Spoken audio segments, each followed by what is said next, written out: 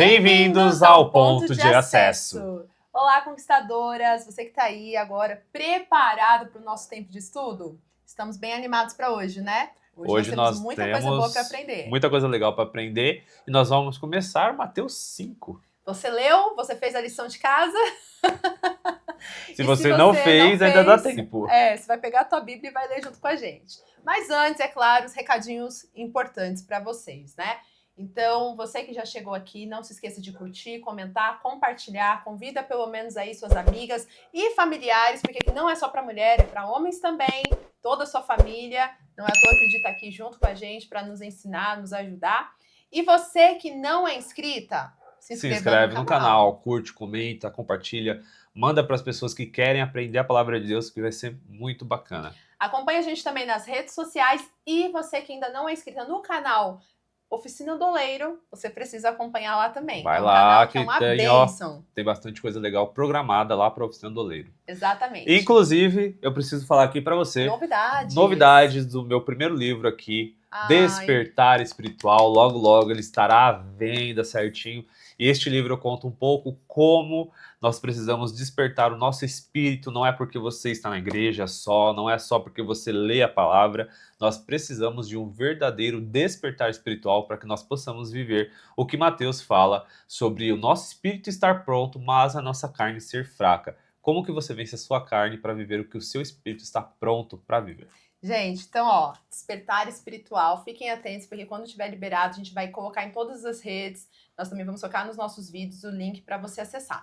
Mas até lá, tem como elas já terem alguma coisa que a gente preparou. Sim, aqui Marcas da Sabedoria, um devocional muito bom, feito pela minha esposa, para mulheres, para que você possa acessar a sabedoria de Deus através do estudo profundo de Provérbios. Gente, é maravilhoso esse estudo. É muito bom. E aqui, cada dia tem aqui o dia certinho, né? Cada capítulo de Provérbios representa um dia da semana, mês. né? O dia do mês, meu amor. Meu Deus, um dia do mês. Eu ia falar do mês, eu falei semana. É isso aí, um dia do mês. Então, você pode ler diariamente e se terminou, você pode voltar e refazer, porque eu tenho certeza que tudo que está aqui é um manual mesmo para que a gente seja mulheres sábias, posicionadas e também possamos viver o propósito que Deus tem para as nossas vidas. Então, tá aí, Marcas da Sabedoria, tem um QR Code aqui na tela e nós também colocamos o link aqui na descrição do vídeo para você acessar e poder ser abençoado ou presentear alguém. É show. Mas vamos para a nossa aula hoje. Vamos. Então, seja muito bem-vindo ao Ponto de Acesso e nós vamos estudar Mateus 5. Bora lá para a aula?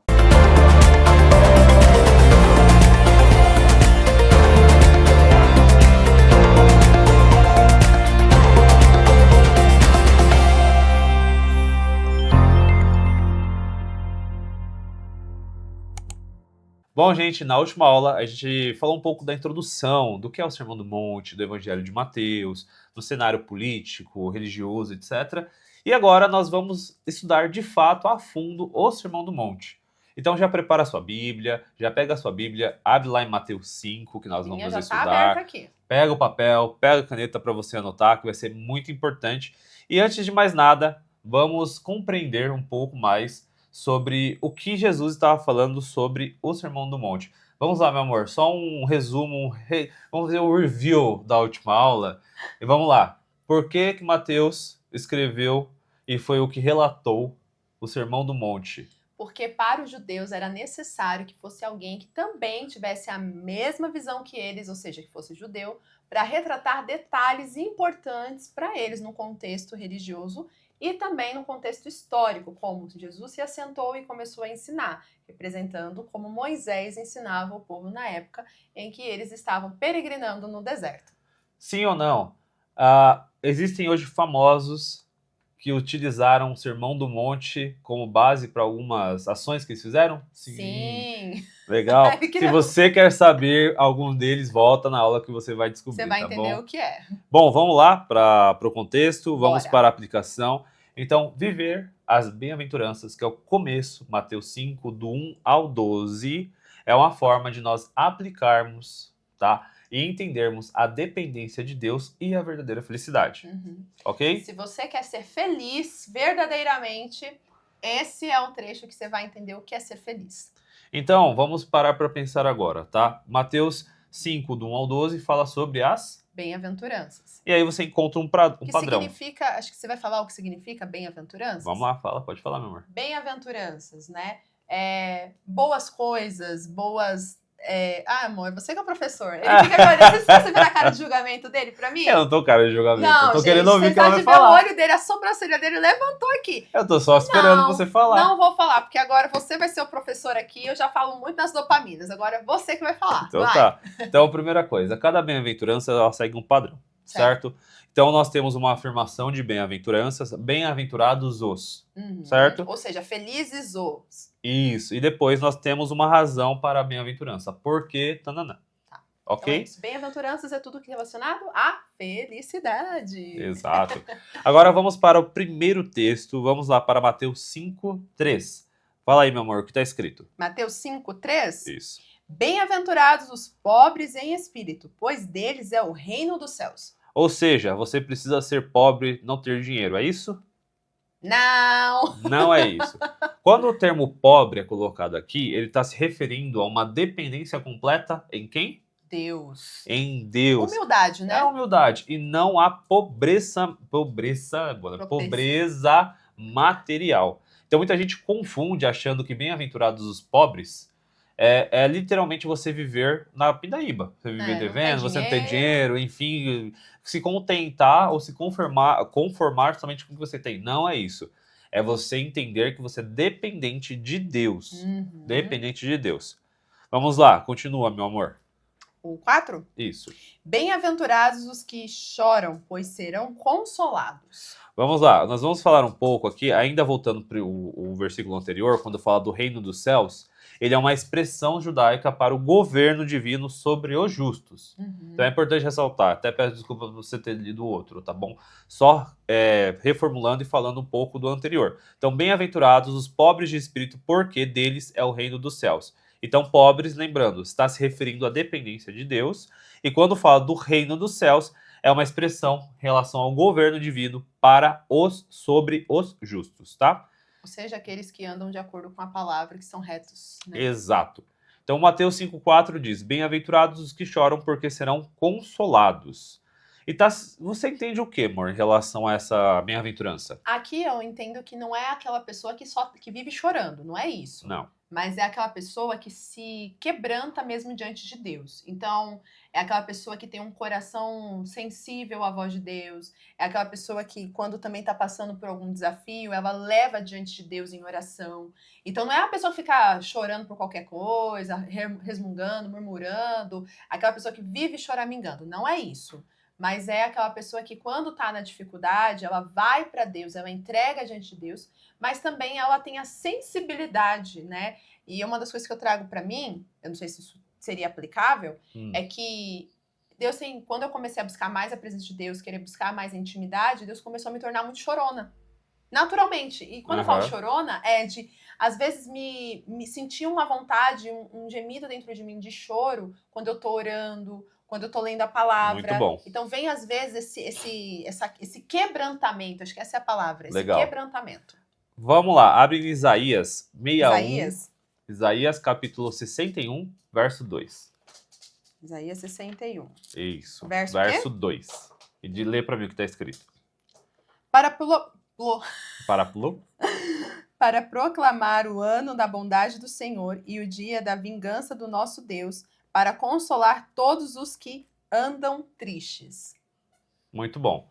O que acontece? Isso tudo que você falou se aplica sim, tá bom? Mas também existe um outro entendimento que está se referindo à tristeza do pecado. A tristeza alinhando-se com esta passagem específica de Isaías 61, 2. Gente, vou ter que fazer esse comentário, tá? Vocês vão ver um barulhinho no fundo de um nink. É a nossa querida Lila, que está na frente da câmera aqui, deitada, mastigando, brincando com o brinquedinho dela, tá? Então ignorem. Ignorem, simplesmente ignorem.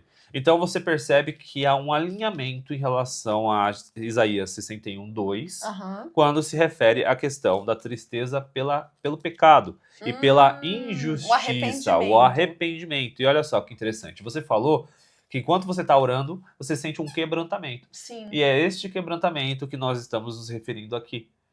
Porque eles serão consolados. Mas consolados por quem? Pelo Espírito Santo. Pelo Espírito Santo. E aí nós compreendemos a primeira parte aqui sobre os valores do reino, ali até essa parte. Agora nós vamos para Mateus 5:5. Pode falar. Então é a consciência do pecado. É o choro consciência da do consciência pecado do pecado. E da justiça. E da sua dependência em Deus. Por isso que o pobre de espírito e o choro tá junto ali na conexão, se a gente for pensar, um na sequência do outro, porque quando eu sou humilde, eu reconheço os meus pecados. A dependência de Deus gera isso. A dependência em Deus gera isso. Quando você percebe que você não necessita de algo além daquilo para que você seja verdadeiramente feliz, você consegue perceber que essa dependência te consola. E é interessante que isso está literalmente ligado ao Consolador que Jesus fala que deixa. Uau. Olha que interessante. Muito então, forte. os que choram, ou seja, os que se quebrantam diante da presença do Senhor, que estão, por exemplo, abdicando e querendo mudar a sua vida de pecados e de injustiças, serão consoladas pelo Espírito Santo, serão consoladas por Deus. E também, através disso, pessoas se achegarão e serão consoladas também por essas pessoas. Uau. Olha só o quanto é interessante. Bom, vamos para Mateus 5:5, meu amor. Mateus 5:5. Bem-aventurados os humildes, pois eles receberão a terra por herança. Aí a gente o pessoal vai pensar, mas lá os pobres de espírito, aí agora fala humildade. Não, mas agora as pessoas já sabem que ser pobre de espírito é ser dependente de Deus. Isso. Agora, bem-aventurados os mansos. Vamos lá. Não, mansos não. Isso, mansos porque darão a terra. Humildes, mansos, versões diferentes. Olha isso, aqui é um ponto importante. Aqui eu estou lendo na NVI. O Di provavelmente deve estar numa outra versão que é diferente, Almeida, não sei. Provavelmente Almeida. E as versões, elas mudam uma palavra ou outra, mas o sentido é o mesmo. Mas o sentido é o mesmo. Manso, humilde é a mesma coisa. E aí você vai abrir para mim, por favor, em Salmos 37:11. Salmos 37? Isso, 11. E a gente vai compreender o que está falando sobre isso. Essa promessa, ela está refletindo um reino onde a mansidão, a não violência, ela vai conduzir a gente a essa herança divina. Então, o que está escrito em Salmos 37:11? Mas os humildes receberão a terra por herança e desfrutarão pleno bem-estar. Você percebe, a gente falou na aula passada, você vê a conexão quando você faz isso? Você percebe que o que Salmos está falando, e provavelmente é um salmo davídico? Davídico. É um salmo davídico, onde Davi está falando ali, né, sobre uma situação do reino, e aí Jesus está falando lá na frente, de novo, sobre. Reafirmando. E reafirmando. Então você percebe que essa herança divina, ela mostra que quem vai herdar são as pessoas que são realmente humildes, mansas, que vão herdar essa promessa, esse reino de mansidão e de não violência. Glória a Deus, sejamos humildes, hein, conquistadoras? Seja humilde. Vamos para Mateus 5:6. 5:6. Bem-aventurados os que têm fome e sede de justiça, pois serão satisfeitos. Olha só, o que é justiça para você? Justiça é quando acontece do jeito que eu acredito. Ou quando vai lá o juiz diz, você ganhou a causa, você tá preso. Olha que interessante, muita gente olha para a justiça e não entende direito, meu direito, o que eu acho que é justiça. E muita gente fala que justiça é relativa, o que é justo para um não é justo para outro. Não, exato. Não é desta maneira, tá? Aqui nós estamos falando da justiça divina, então não é uma justiça legalista, mas ela é relacional. Ou seja, um desejo profundo por uma retidão moral e uma equidade social. Uau! Olha que interessante. Que chique, né, gente? A gente aprender a palavra de Deus é tão bom, né? É muito bom. Então isso mostra o quê? Que nós precisamos, literalmente, olhar e falar assim, poxa, eu quero ver as pessoas não sofrendo, eu quero... Só que nós precisamos estar alinhados com a palavra de Deus. Não é a justiça só social, a equidade social, ok. Mas não é justiça social. E outra, equidade não é igualdade, que é muito diferente. Exato. Muitas pessoas acham que Deus deveria dar igual para todo mundo. Aí fala assim, mas porque Deus ele tinha que abençoar todo mundo igual, mas Deus ele trabalha com equidade. Podíamos fazer uma aula só sobre isso, né? Mas então, olha que interessante. Tudo isso nós vamos acabar estudando ao longo desse texto, ao longo não do texto do Sermão do Monte, mas ao longo, por exemplo, de Mateus, porque você percebe, e isso é importante você ler e estudar a Bíblia por completo, não isolar só algumas coisas. Porque o que você está falando, na verdade, é o que Jesus já fala quando você olha né, a questão da semeadura, a parábola ali do semeador. Então, Jesus ensina ali a equidade, exatamente, e não a igualdade. Então você vai perceber assim, que essa situação específica está literalmente ligada ao quê? Bom, se eu trabalho muito, em consequência eu vou colher algumas coisas. Tanto coisas boas quanto ruins. Se eu trabalho menos, ou se eu sou preguiçoso, a mesma coisa. Você trabalha, então você vai ver que assim... É proporcional. É proporcional, beleza? Então vamos para Mateus 5,7. O que diz aí, meu amor? Mateus 5,7. Bem-aventurados os misericordiosos, pois obterão misericórdia. Que legal. É tipo vai e vem, né? É, o vai e vem. O que você entende sobre isso, amor? Misericordiosos é quando você realmente, né, mesmo que você ache que você tenha um direito de algo, ou porque alguém fez algo com você, mas você olha para aquela pessoa não com julgamento, mas com compaixão. Então você consegue se pôr no lugar do outro. É literalmente a palavrinha que tanto se fala hoje, né? Que é você se colocar no lugar do outro, que fugiu o nome dessa palavrinha que você já pensou. Empatia. Empatia, essa era a palavrinha que eu tava tentando lembrar que não conseguia. A empatia, quando você tem a empatia por alguém, entra muito nessa questão da misericórdia. Mas não é uma empatia de, eu sei o que ela tá passando. Às vezes você nem sabe o que ela tá passando, mas você sente a misericórdia por ela, a dor que aquela pessoa tem. Você falou a palavra-chave. Faz o seguinte para mim, abre Mateus 6. Mateus 6, já tá aqui. Isso, 14 e 15. Mateus 6, 14 e 15? Isso. E eu vou falar exatamente o que ela falou. Ela falou uma palavra-chave, misericórdia. O que acontece? Bem-aventurados os misericordiosos é porque nós estamos refletindo o próprio coração de Deus através da misericórdia. Então, quando nós somos misericordiosos, nós estamos refletindo o próprio coração de Deus para com a vida das pessoas. Lê pra gente, por favor. Aqui é top. Isso aqui é realmente verdade. Pois se perdoarem as ofensas uns dos outros, o Pai Celestial também lhes perdoará. Olha que interessante. Do Pai Nosso aqui. Olha que interessante. Então, aqui, quando nós estamos falando sobre misericórdia, é o que muita gente não faz, que acha que a justiça precisa ser feita no sentido de que a justiça pessoal. Meu direito, logicamente, né? Que existem hoje situações legais ao qual você pode entrar com justiça, enfim, etc. Social. Porém, existem situações que a gente não tem como ter uma justiça social. E aí a pessoa fala, mas não é justo uma pessoa X receber mais do que a outra. Enfim, não é... Mas aí nós estamos falando sobre a misericórdia de Deus e os misericordiosos. Mas o outro errou, o outro não sei o que, ele merece isso. Misericórdia de Deus, perdão. E aí é interessante que o texto, quando se fala sobre perdão, ele tem uma... Vou dizer uma cláusula, se a gente pode colocar assim. É uma cláusula. É uma cláusula. Uma condição. Se você não perdoar, você também não será você também não é perdoado por Deus, simplesmente. Mas Deus é tão birrento assim. Não, não é isso. É porque se você não dá o direito do perdão para com o próximo, como você quer ter o direito do perdão?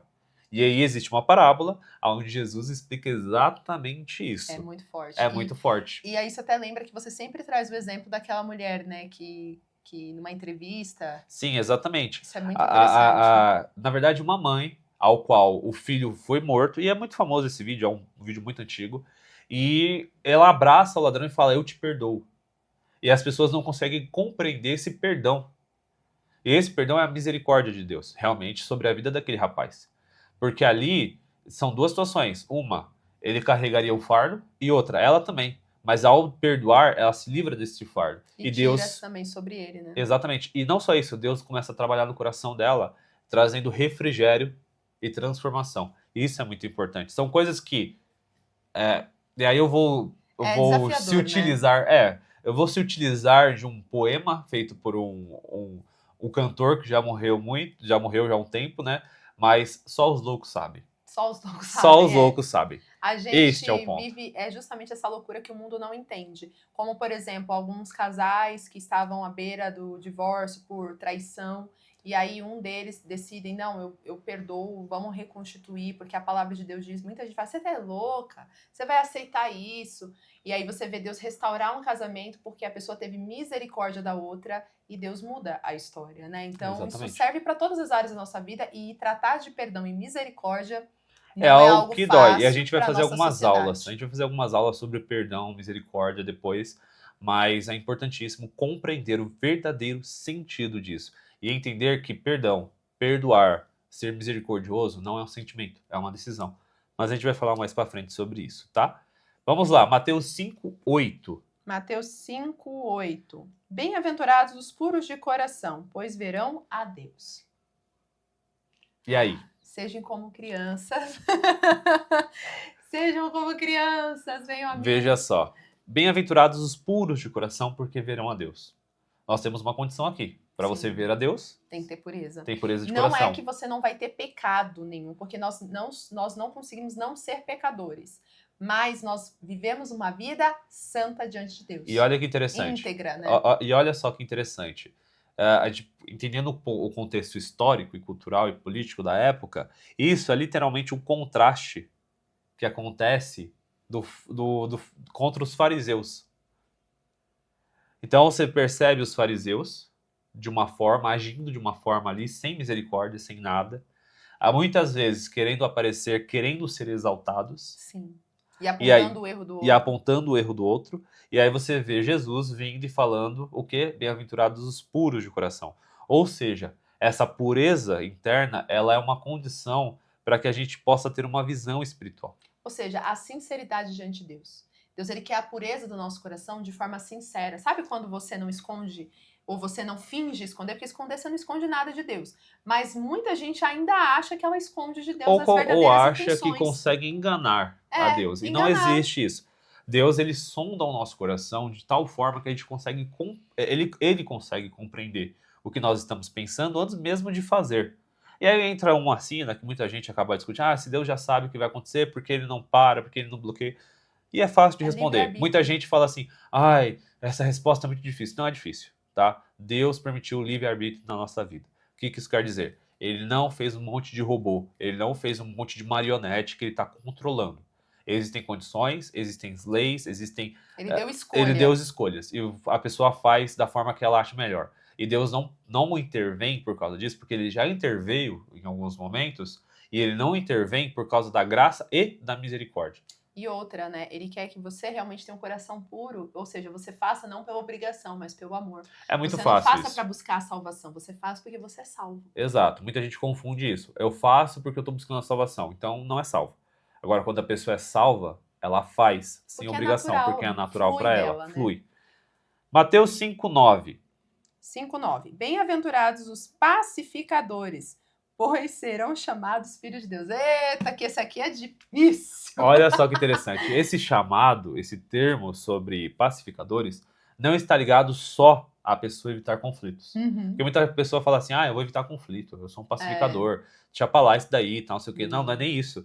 Sabe aquele teu amigo, aquela amiga, ou aquela pessoa que você conhece que não se fala mais? Tem raiva um do outro? Os pacificadores são chamados também para reconciliação. Eita! Então, você pode perceber que, assim, não só evitar conflitos, mas também para reconciliação. Você, se hoje está, de repente, não falando com uma pessoa porque tem raiva, etc., Deus chama para fazer o quê? Ser pacificador. Pacificadora. Reconciliação. Olha só o quanto isso é importante. Estamos só o quê? No capítulo 5. No verso 9. No verso 9. Agora vamos para o último aqui das bem-aventuranças. Verso 10. Exato. Bem-aventurados os perseguidos por causa da justiça, pois deles é o reino dos céus. Você gosta de sofrer, meu amor? Não. Você gosta de sofrer? Se me apertar um pouquinho, eu já tô... Ai, meu Deus.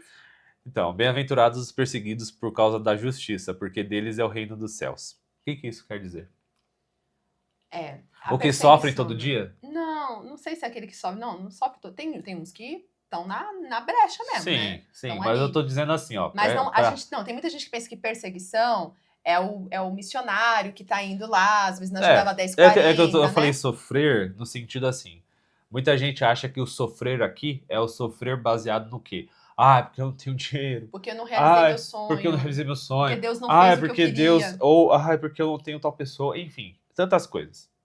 Só que não é esse o ponto. Aqui nós estamos falando, de fato, sobre a nossa fé com fidelidade. Viver a nossa fé com fidelidade e sermos perseguidos dessa maneira. Ou seja, não negociar a fé. Seja no trabalho, seja em casa com a família, no meio dos amigos, na sociedade. Vou dar um exemplo muito clássico. Ó, vou dar um exemplo muito fácil. Hoje, se você fosse no mercadinho e a mulher te desse, ou o homem que está te atendendo, te desse um troco errado, o que você faria? Você olharia, veria que estava errado, esconderia no bolso e ó, bora, linha, né? Vambora, porque deu o problema dela. Deu a mais ainda até diz, nossa, Deus abençoou. Deus aqui, abençoou, meu Deus do céu, não. Na verdade, o correto seria você pegar e falar, você me deu um troco a mais, tó. Ou, por exemplo, você pede 5 balas para a pessoa que está vendendo, a pessoa te dá 6. Você esconde a sexta ou você fala, ó, você me deu uma a mais. Você fala assim, nossa, Diego, mas que besteira, é só uma bala, 5 centavos, mas não é a questão, 5 centavos, não sei nem se é isso. Mas não é pela bala, não é pelo valor, preço, na verdade, daquilo.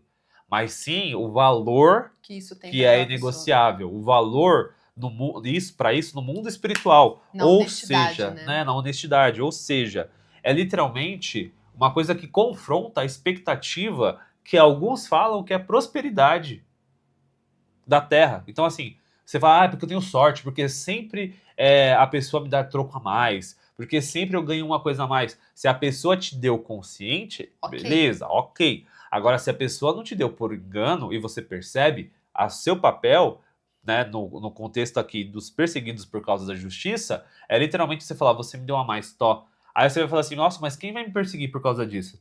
Nunca é, você pode achar que é uma pessoa de fora, mas às vezes é uma pessoa de dentro, do seu círculo de amizades. Exatamente. É olhar e falar assim, para de ser bobo, é só R$1 a mais. Para de ser bobo, que idiotice, ó. Nossa, como você é Caxias.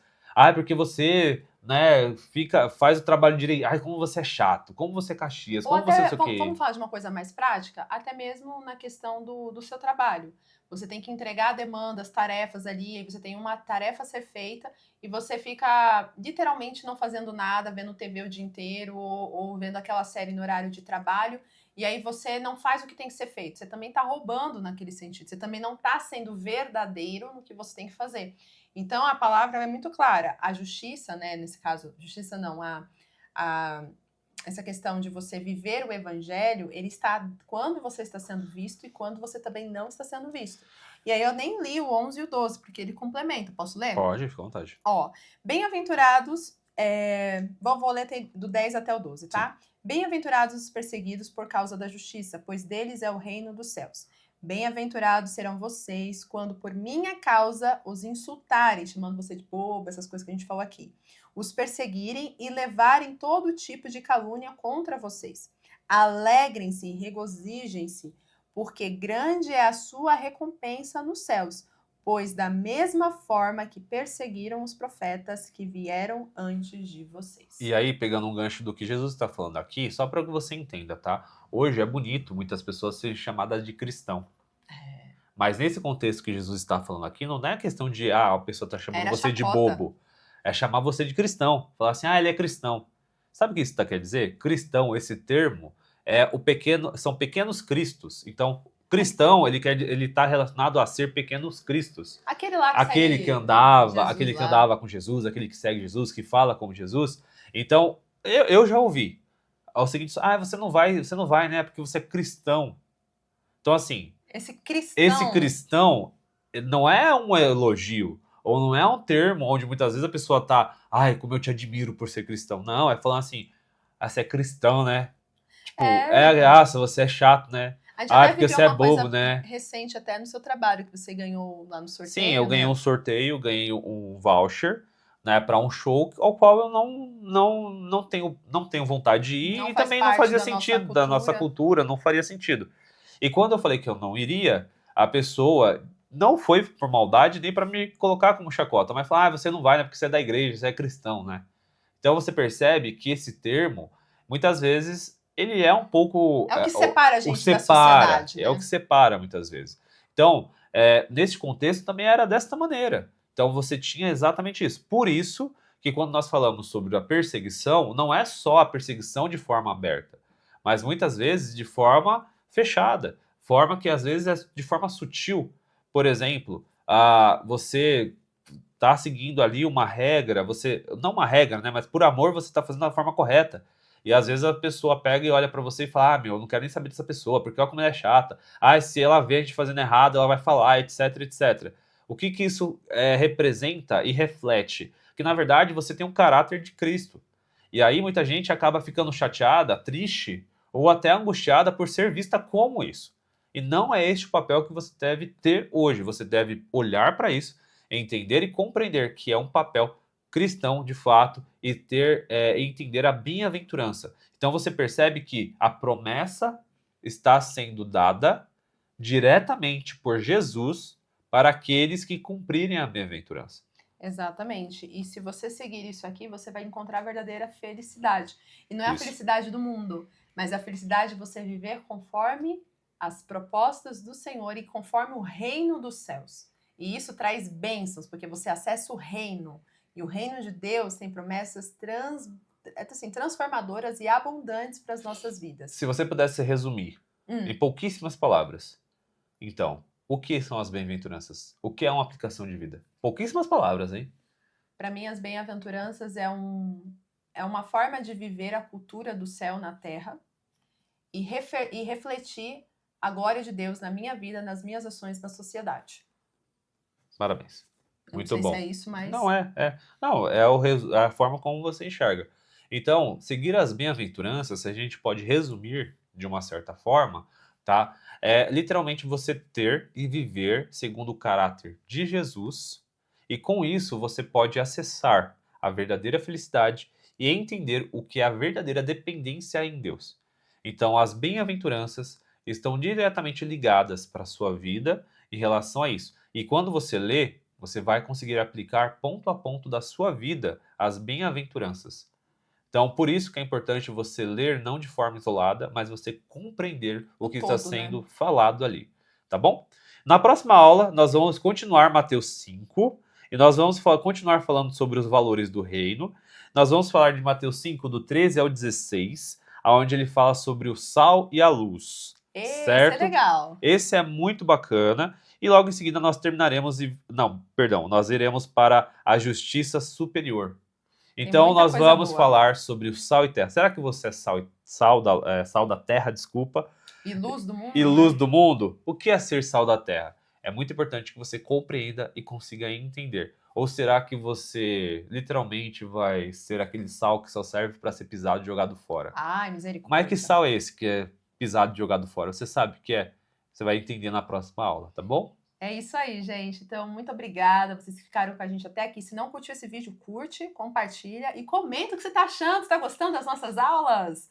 Parabéns, hein, amor? Você tá arrasando em todas as aulas aqui. E a gente quer muito interação de vocês. E nos encontramos sábado que vem, às 10 horas da manhã, para estudar mais sobre a Palavra de Deus. Então, até lá. Até o próximo ponto de acesso. Tchau, tchau. Tchau, tchau.